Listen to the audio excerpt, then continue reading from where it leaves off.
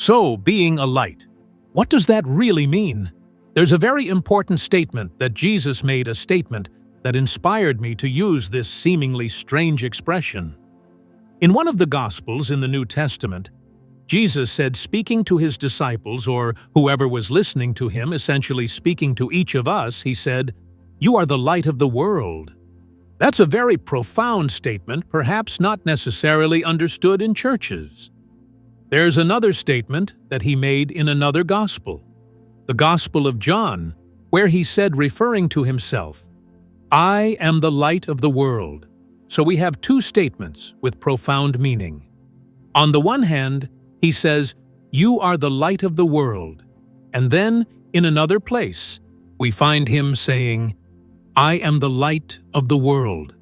So what does that mean? He's saying, you are the light of the world. He's saying to his followers, the simple people, not the big shots in the world. They're the simple people. So he's not telling them that they're special.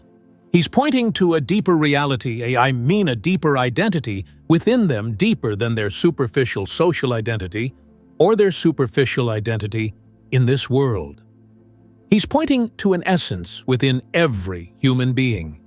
Now you can see that there is probably no place in the Bible where the word consciousness is used. Jesus never used the word consciousness. It would be meaningless, and perhaps in his native language, Aramaic, the word consciousness probably did not even exist. There is even a debate about whether the word consciousness existed in ancient Greek, which of course is the language in which the New Testament was written. It probably did, but we don't need to get into that. So if there was a word, consciousness, it would have been meaningless to his listeners, the simple people. And somehow, humanity was not ready to hear this. It would have been meaningless to most people alive on this planet to say, "You, the essence of who you are is that you are conscious." Obviously, light stands for consciousness. It cannot stand for anything else. And the light from which the world appears is consciousness. Without consciousness, there is no world. The greatest mystery of the universe. There are so many mysteries in the universe. I like mysteries. There are superficial mysteries. I like UFO mysteries, and I like crop circle mysteries, things like that. And then, of course, there are the profound mysteries of the vastness of space, outer space. The mystery of the infinite, almost infinite number of galaxies. Each galaxy is a complete world system, an incomprehensible, unimaginable, unbelievable mystery. And we have only scratched the surface of that. We have only scratched the surface of what this universe is. Then we have the mystery, the outer mystery. Then we have the mystery of the atomic world and the subatomic world, which is also inconceivable, incomprehensible. We cannot fully understand it. It is just a great mystery. So we have the macroscopic mystery, and then we have the microscopic mystery. The world, and in between, we have our everyday world, which we move into. But underlying all of that, underlying both the macroscopic and the microscopic world, and our everyday world, is the deepest mystery of all. And that is the mystery of consciousness. The most amazing thing about the universe is that it is not only a universe, but the most mysterious thing about the universe is that the universe is conscious. And we don't know what consciousness is. We can't know what consciousness is in the same way that we can know what something is that we look at and examine, that a scientist can examine the macrocosm, the galaxies, the microcosm, the atomic and subatomic worlds. Scientists rarely talk about consciousness because they don't know what to say about it. How did it originate? What is it? Where did it come from? And yet there is no doubt about it. One could almost say that the one thing you cannot doubt is that you are conscious. Right now about yourself, you can doubt everything about yourself. But the one thing you cannot doubt is that you are conscious. Even if the whole of what you experience as the world It could all be just a dream. It could be Matrix. I don't think so, but Matrix is just a modern form of saying that it's a dream-like thing. What you're dreaming right now could be your dream. That you're dreaming. That we're listening to someone talking about the fact that you could be dreaming. And that you could be dreaming that you're seeing this image on the screen and this person is talking. But of course, where is this person speaking? Where is this conversation taking place in your consciousness? I am in your consciousness. Obviously, that is where the whole thing is created. Now, whether that is true, I would say probably not, although we use the term your. The way I see it, there is only one consciousness.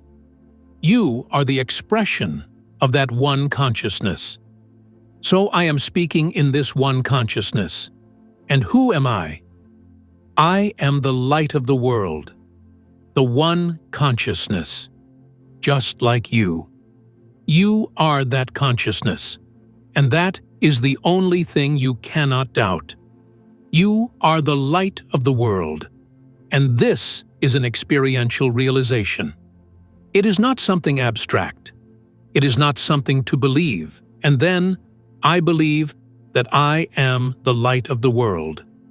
There is nothing to believe, but to realize firsthand immediately, to realize this in your direct experience. Reality is the only thing you cannot doubt about yourself. Your whole identity may be just a temporary mental construct, and your whole life may be a kind of dream. Is it? It is a matter of perspective, whether you say it is real or it is a dream. A dream evaporates very quickly. It evaporates, it disappears. But every experience that you have disappears very quickly. Even the dinner you had last night. Was that a dream? Your last vacation, was that a dream or did it happen? And then you remember the dream last night, which was a dream, but the vacation was real. But it's over now. So you might doubt a lot of things. You might doubt the absolute reality of this world and your experience. Maybe. But there was a famous French philosopher, Descartes, who came to this point. He came at the end of the Middle Ages, a time when there were all sorts of strange beliefs and superstitions. And so he wanted to know, is there something beyond doubt? Everything can be doubted. And he went inside. And then he realized that he was thinking all the time. And so he said, I think, therefore I am. That was beyond doubt. But he had not gone deep enough. He was on the way to real awareness. But he stopped before reaching the point where you go beyond thinking, but there is still consciousness and awareness. If he had stopped thinking for a moment and realized that beyond thinking, there is a vast consciousness. Beyond thought, there is a perception of light, the light of consciousness, before it becomes a thing. That light shines through all thought forms. The light is not separate from the whole of consciousness. It is like a form that consciousness has. So the realization I am the light of the world is extremely important. And that is the realization of something within you that is beyond doubt that you are conscious. And even if it is all just a dream for the dream to be realized, for the dream to be experienced, for the dream to happen, there must be a light in which the dream is realized and known. And that is the light of consciousness. And to come into being, it needs to become a world, it needs the light of consciousness. And so this consciousness, which is the light of the world, is the essence of who you are. Scientists have a hard time with this because consciousness is not a thing that can be understood. I call it a thing, but it's not like any other object. With everything else, you can analyze it, observe it, understand it, because you are the subject looking at an object. For example, I can look at my hand and say, "This is my hand." In science, the researcher is the observer. and what they study is the observed. That approach works for everything except consciousness, because you can't stand outside of consciousness and observe it. Consciousness is the thing that's observing. Simply put, consciousness cannot become the observed because it is the eternal subject, the observer that never changes. Suppose a scientist is trying to understand consciousness, and the very power they use to understand it is the light of consciousness. That means whatever the scientist observes to decode consciousness is in fact consciousness observing itself. Ha. And so you can never point to something and say, "This is consciousness," nor can you claim, "I have it" or "I understand it," because consciousness is an eternal mystery, and that mystery is who you really are. In other words, you cannot make yourself an object of knowledge. If you do, you are merely observing what is called self, a conditioned version of yourself, your personality, your history, your mental structure, your individual self. Those things can be understood, analyzed, observed, but your true nature cannot, because it is the eternal observer.